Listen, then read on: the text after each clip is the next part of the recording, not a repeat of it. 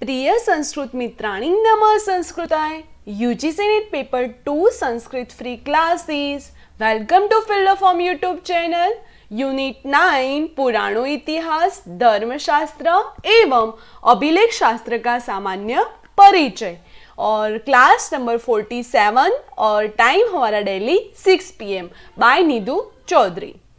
और ये हमारे सोशल मीडिया अकाउंट्स हैं जिसके थ्रू आप इजीली अपडेट पा सकते हैं और हमारे क्लास की लिंक जो है वो यहाँ पे सेंड करवाई जाएंगी, तो आप वो क्लास में भी ज्वाइन हो सकते हैं. तो ये सब आप फॉलो कर लीजिएगा. और ये हमारी फील्ड फॉर्म की एप्लीकेशन है जो कि प्ले स्टोर पे से फ्री में डाउनलोड करने के लिए मिल जाएंगी, जिसमें free notes, live classes, 5000 plus MCQ plus PYQ और फ्री बुक्स जो आपको इजीली रीड आउट करने के लिए मिल जाएंगी. और ये हमारे नेट का टाइम टेबल है जो कि हमारी क्लासेस चल रही है अभी, जिसमें पेपर फर्स्ट और पेपर सेकंड दोनों के लिए है, जिसमें 9 AM को जीके की, 11 AM को पेपर फर्स्ट, 2 PM को पेपर फर्स्ट के MCQ, 6 PM हमारी जो संस्कृत की और 9 PM को पेपर फर्स्ट DI और मैथ्स और रीजनिंग के लिए रखी है. ठीक है. हाउ टू डाउनलोड नोट्स, आप डाउनलोड कैसे करें, तो हमारी वेबसाइट दी हुई है www.ugcnet.com पर जाए और वहाँ से डेली के डेली जो हमारी नोट्स है वो आप अपने वो है डाउनलोड कर सकते हैं. और हमारी क्विज स्टार्ट हो चुकी है 28 मार्च से और उसका टाइमिंग ये रहा. और उसमें नया एक ट्विस्ट आने वाला है जो कि बहुत ही जल्द आपको बताया जाएगा.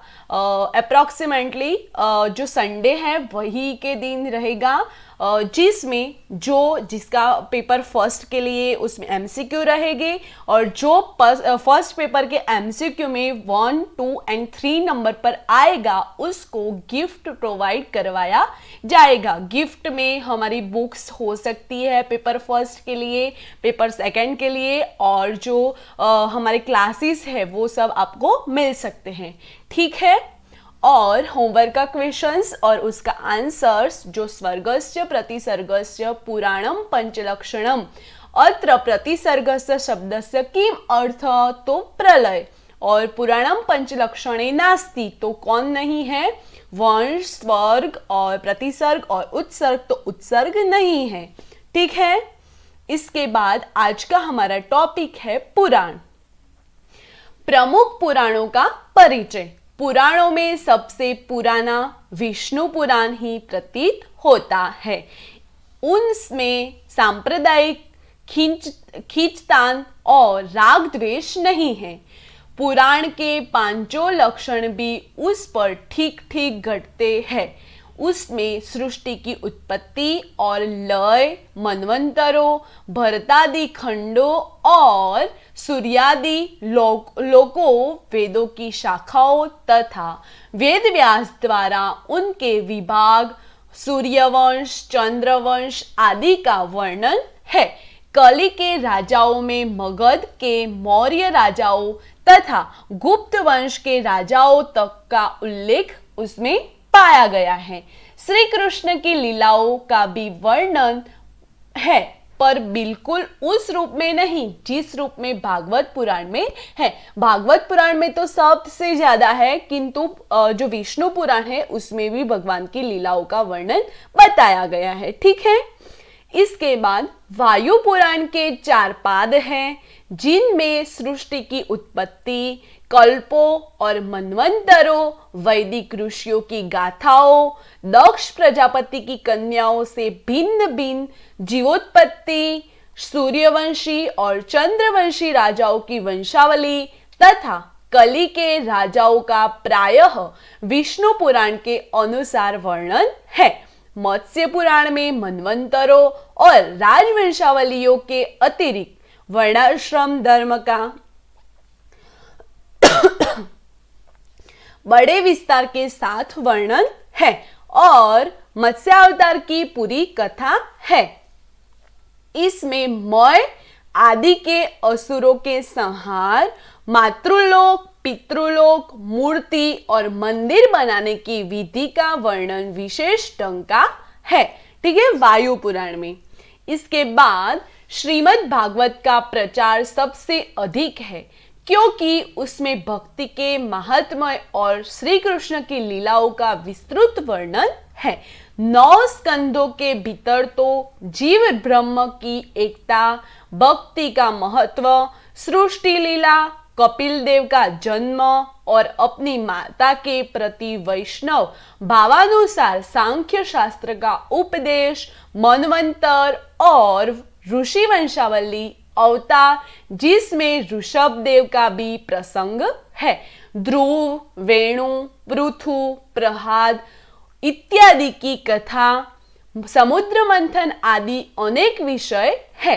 पर सबसे बड़ा दशम स्कंद है, जिनमें श्री कृष्ण की लीला का विस्तार से वर्णन किया गया है। इसी स्कंद के अनुसार पर श्रृंगार और भक्ति रस के पूर्व जो पूर्ण कृष्ण चरित संबंधी संस्कृत और भाषा के अनेक ग्रंथ बने हैं। 11 स्कंद में यादवों के नाश और 12वें में जो कलयुग के राजाओं की राजत्व का वर्णन है। भागवत की लेखन शैली अन्य पुराणों से भिन्न है। इसकी भाषा पांडित्यपूर्ण और साहित्यिक संबंध चमत्कारों से भरी हुई है। इसमें इसकी रचना कुछ पीछे की मानी जाती है। अग्नि पुराण एक विलक्षण पुराण है, वो अग्नि पुराण है, जिसमें राजा वंशावलियों तथा संक्षिप्त कथाओं के अतिरिक्त धर्मशास्त्र, राजनीति, राजधर्म, प्रजाधर्म, आयुर्वेद, व्याकरण, रस, अलंकार, शस्त्र विद्या आदि अनेक विषय मिलते हैं। इसमें तंत्र दीक्षा का भी विस्तृत प्रकरण है। कली के राजाओं की वंशावली विक्रम तक आई है, अवतार प्रसंग भी है। इसी प्रकार और पुराणों में भी कथाएं है। विष्णु पुराण के अतिरिक्त और पुराणों जो आजकल मिलते हैं, उनके विषय में संदेह होता है कि वे असल पुराणों के न मिलने पर पीछे से न बनाए गए हो। कई एक पुराण को मतांतरा और जो संप्रदायों के राग द्वेष से भरे हैं। कई किसी देवता की प्रधानता स्थापित करता है, तो कई किसी देवता की प्रधानता स्थापित करता है। कोई किसी की ब्रह्मवैवर्त पुराण का जो परिचय मत्स्य पुराण में दिया गया है, उनके अनुसार उसमें रथंतर, कल्प और वराह अवतार की कथा होनी चाहिए। पर जो ब्रह्मवैवर्त आजकल मिलता है, उसमें यह कथा नहीं है। कृष्ण के वृंदावन के रास से जिन भक्तों की तृप्ति नहीं हुई थी, उनके लिए गोलोक में सदा होने वाले रास का उसमें वर्णन है। आजकल का यह ब्रह्मवैवर्त मुसलमानों के आने के कई सौ वर्ष पीछे का है, क्योंकि इसमें जुहाला जाति की उत्पत्ति का भी उल्लेख है। मेच्छात कुविंद कन्यायान जोला जातिर्बभूवः। ब्रह्म पुराण में तीर्थों और उनके महात्मा का वर्णन बहुत अधिक है। अनंत वासुदेव और पुरुषोत्तम जगन्नाथ महात्मा का और बहुत से ऐसे तीर्थों के महात्मा लिखे गए हैं जो प्राचीन नहीं कहे जा सकते। पुरुषोत्तम प्रासाद से अवश्य जगन्नाथ जी के विशाल मंदिर की ओर ही इशारा है, जिसे गंगे वंश के राजा चौंडगंग यानी सन 1077 ईसा में बनवाया था। मत्स्य पुराण में दिए हुए लक्षण आजकल के पद्म पुराण में भी पूरे नहीं मिलते हैं। वैष्णव सांप्रदायिकों के द्वेष की इसमें बहुत सी बातें हैं, जैसे पाखंडित लक्षण है, मायावाद निंदा है तामस शास्त्र, पुराण वर्णन इत्यादि वैशेषिक, न्याय, सांख्य और चार्वाक तामस शास्त्र कहे गए हैं। और यह भी बताया गया है कि इस प्रकार मत्स्य, कूर्म, लिंग, शिव, स्कंद और अग्नि तामस पुराण कहे गए हैं। सारांश यह है कि अधिकांश पुराणों का वर्तमान रूप हजारों वर्ष के भीतर का है। सबके सब पुराण सांप्रदायिक है, इसमें भी कोई संदेह नहीं है। कई पुराण जैसे विष्णु बहुत कुछ अपने प्राचीन रूप में मिलते हैं, पर उनमें भी सांप्रदायिकों ने बहुत सी बातें बढ़ा दी है। ठीक है। पुराण का काल एवं रचयिता। यद्यपि आजकल जो पुराण मिलते हैं उनमें से अधिकतर पीछे से बने हुए या प्रक्षिप्त विषय से भरे हुए हैं, तथापि पुराण बहुत प्राचीन काल से प्रचलित थे। बृहदारण्यक उपनिषद और शतपथ ब्राह्मण में लिखा है कि गीली लकड़ी से जैसे धुआं अलग अलग निकलता है, वैसे ही महान भूत के निश्वास से ऋग्वेद, यजुर्वेद, सामवेद, अथर्वांगिरस, इतिहास, पुराण विद्या, उपनिषद, श्लोक, सूत्र, व्याख्यान और अनुव्याख्यान हुए। छांदोग्य उपनिषद में भी लिखा है कि इतिहास पुराण वेदों में पांचवा वेद है। इतिहास पुराण वेदों में पांचवा वेद माना गया है। अत्यंत प्राचीन काल में वेदों के साथ पुराण भी प्रचलित थे, जो यज्ञ आदि के अवसरों पर कहे जाते थे।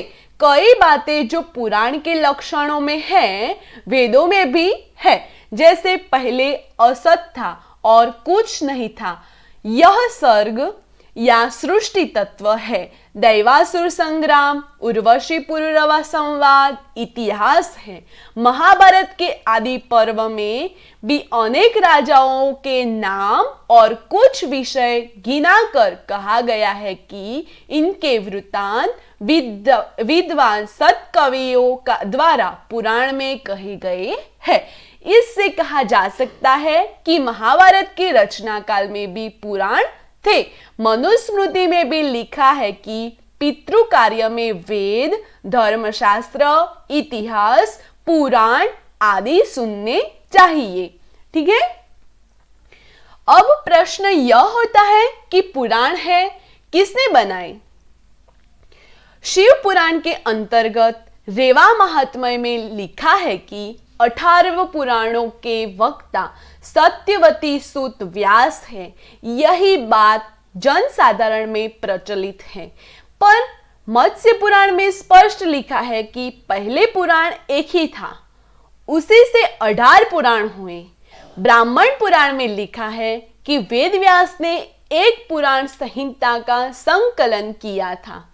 इसके आगे की बात का पता विष्णु पुराण से लगता है। उसमें लिखा है कि व्यास का एक लोमहर्षण नामक शिष्य था, जो सूती जाति का था। व्यास जी ने अपने पुराण संहिता उसी के हाथ में दी। लोमहर्षण के 6 शिष्य थे: सुमति, अग्निवर्चा, मित्रयु, शांशपायन और अकृतव्रत और सावर्णी। इसमें से अकृतवर्ण और सावर्णी और शांशपायन ने लोमहर्षण से पढ़ी हुई पुराण संहिता के आधार पर और एक एक संहिता बनाई। वेदव्यास ने जिस प्रकार मंत्रों का संग्रह कर उनका संहिताओं में विभाग किया, उसी प्रकार पुराण के नाम से चले आते हुए वृत्तों का संग्रह कर पुराण संहिता का संकलन किया। उसी एक संहिता को लेकर सूत के शिष्यों के 3 और संहिता बनाई। इन्हीं संहिताओं के आधार पर 18 पुराण बने, यानी पहले पुराण एक ही था जो व्यास जी ने रचना की थी। ठीक है। उसके बाद व्यास जी के जो शिष्य थे लोमहर्षण, तो उसके जो 6 शिष्य थे कि सुमति, अग्निवर्चा, मित्रयु, शांशपायन और अकृतवर्ण और सावर्णी, ये 6 शिष्य ने अलग अलग करके अलग अलग पुराणों की रचना की और बाद में कुल मिलाकर 18 पुराण बने गए। ठीक है, ऐसे पुराण की रचना हुई है। पौराणिक सृष्टि विज्ञान, अब देखते हैं हम पौराणिक सृष्टि विज्ञान। पौराणिक सृष्टि विज्ञान तथा सांख्य सृष्टि सिद्धांत दोनों एक दूसरे से संबंधित जरूर है मगर आश्रित नहीं है। विभिन्न पुराण में नवविधि यानी नवदा सृष्टि का वर्णन प्राप्त होता है। पहला है पद्म पुराण, इसके सृष्टि खंड में तृतीय अध्याय तथा 76 से 81 अध्याय तक सृष्टि रचना की नवदा प्रक्रिया वर्णित है, जो इस प्रकार है। पहली प्राकृत सर्ग, दूसरा वैकृत सर्ग और तीसरा प्राकृत वैकृत सर्ग। तो प्राकृत सर्ग में 3, वैकृत सर्ग में 5, प्राकृत वैकृत सर्ग में 1।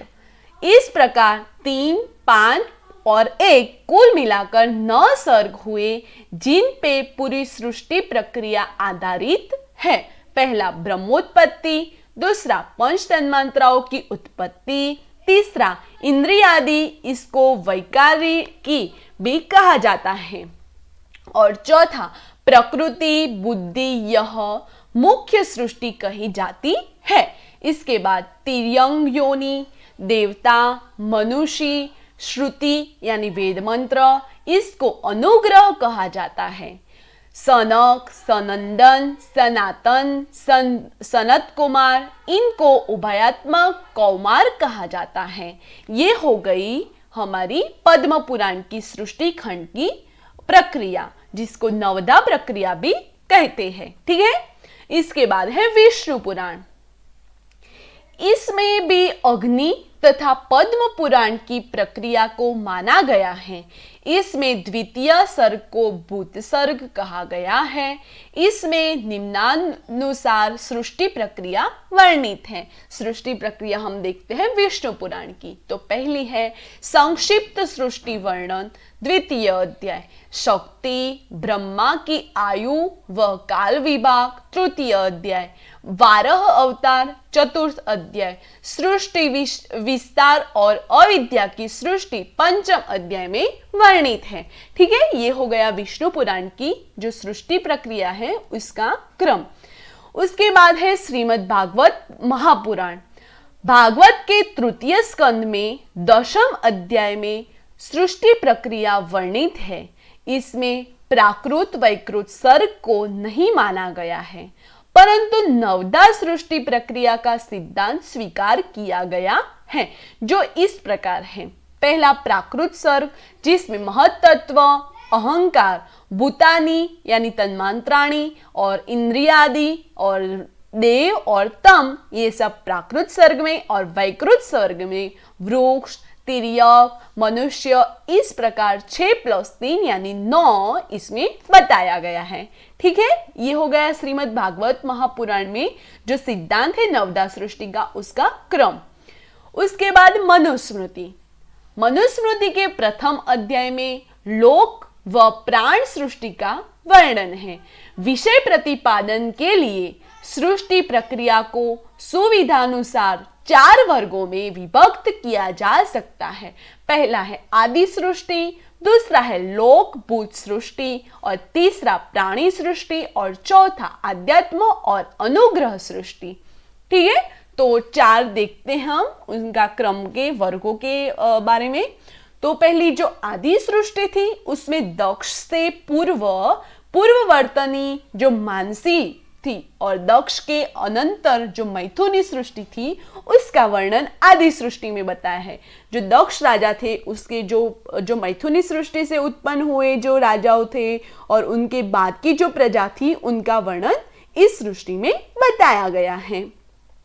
उसके बाद लोक भूत सृष्टि यानी सूर्य, चंद्र, पृथ्वी, वायु व आकाश, इन 5 महामंडलों की सृष्टि का वर्णन लोक यानी भूत सृष्टि में बताया गया है। उसके बाद प्राणी सृष्टि, असुर, सूर, पितर, मनुष्यादियों की सृष्टि का वर्णन प्राणी सृष्टि में बताया गया है। उसके बाद अध्यात्म और अनुग्रह सृष्टि, जो कि श्रुति, उपनिषद तथा शास्त्रों की सृष्टि का वर्णन आध्यात्म सृष्टि यानी अनुग्रह सृष्टि में बताया गया है। ये मनुस्मृति के आधार पर सृष्टि प्रक्रिया के 4 वर्गों का विभक्त जो किया है वो हमने अभी देखा। उसके बाद पौराणिक आख्यान, पुराणोक्त आख्यान पुराण वाङ्मय का विस्तार एवं उनके अंतर्गत आए हुए विषयों के प्रकार, संक्षिप्त परिचय के लिए भी एक प्रदीर्घ विषय होता है।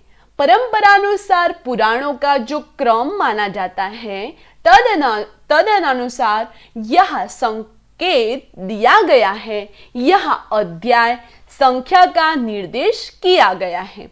तो पहला है ब्रह्म पुराण, इसमें कुल अध्याय 245 यानी पहला पार्वती उपाख्यान और दूसरा श्री कृष्ण चरित, जिसमें अध्याय 30 से 50 तक पार्वती आख्यान और श्री कृष्ण चरित में अध्याय 180 से 212 तक इसमें बताया गया है। और उसके बाद पद्म पुराण, तो कुल उसमें अध्याय है 641, जिसमें समुद्र मंथन, वृकासुर संग्राम, वामन अवतार, मार्कंडेय एवं कार्तिकेय की उत्पत्ति, रामचरित्र, तारकासुर वध, स्कंद विवाह, जो विष्णुचरित, सृष्टिखंड, पंचम वर्ग, सोम शर्मा की कथा, शकुला की कथा, च्यवन का आख्यान यानी भूमिखंड, शकुंतलोपाख्यान, उर्वशी पुरुरवा उपाख्यान जो सर्गखंड में है, रामायण कथा, श्रृंगी ऋषि की कथा, उत्तर रामचरित की कथा, भागवत महिमाख्यान जो पाताल खंड में है, और उसके बाद राम कथा, उसके बाद कृष्ण कथा, ये सब पद्म पुराण में पाए गए हैं। ठीक है, जो पौराणिक जो आख्यान है उसका यहाँ पे वर्णन बताया गया है कि ब्रह्म पुराण और पद्म पुराण के अनुसार किस जो हुए थे प्रसंग, उसमें ये बताया गया है, और ये हो गया हमारा पौराणिक आख्यान।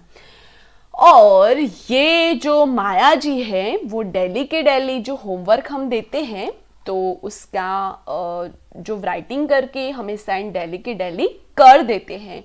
तो प्लीज़ आप सभी भी करा करो, ताकि ये सब एग्ज़ाम के लिए मोस्ट इम्पोर्टेंट है, और आप ही करोगे तो आपको ही काम आएगा, दूसरे को काम नहीं आएगा। माया जी करते हैं तो आकृति जी और किसी और को भी काम नहीं आएगा, माया जी को ही काम आएगा। ठीक है, तो आप अपना डेली का डेली जो होमवर्क हम देते हैं वो करा करो, और हमें जो हमारा ग्रुप बना है टेलीग्राम पे उस पे सेंड करा करो। ठीक है, उसके बाद हमारा जो नेक्स्ट क्लास होगा वो श्रीमद् भागवत गीता पर होगा। तो आप पहले से थोड़ा थोड़ा रीड करके आना ताकि आपको भी पता चले, और हम तो बाद में कराने ही वाले हैं। उसके बाद जो हमारे होमवर्क के क्वेश्चंस है वो आज के ये है कि खिल भागत्वे नाभि दीयते, नारद पुराणम, ब्रह्म पुराणम, कूर्म पुराणम और हरिवंश पुराणम। तो इनमें से कौन सा सही है वो आपको कमेंट बॉक्स में देना है। उसके बाद उप पुराणम अस्ति, तो भागवत, मत्स्य, अग्नि और औशनस, हमने पुराण का लिस्ट भी आपको दिया है और उप पुराण का भी लिस्ट आपको दिया ही है। तो आपको जो दिया है उसमें से ही होमवर्क के आंसर लेके आती हूँ। तो आप इतना इजी सा क्वेश्चंस तो आप कर ही सकते हो। आई होप आप कर लोगे। और ये क्लास आपको कैसा लगा कमेंट बॉक्स में अपना कमेंट करके, और अगर कुछ डाउट्स हो तो हम आपका नेक्स्ट क्लास में सॉल्यूशन करा देंगे। और फॉर मोर इन्फॉर्मेशन के लिए हमारी यहाँ पे साइट्स दी हुई हैं कि www.ugcnet.com पर जाए, और हमारे बाकी सारे सोशल मीडिया अकाउंट्स लिंक्स भी यहाँ पे दी हुए हैं, तो वहाँ पे भी आप फॉलो अप कर सकते हैं और हमसे कनेक्ट रह सकते हैं। ठीक है, उसके बाद आज के लिए इतना ही। Thank you for watching this video. Have a nice day, take care, bye all students.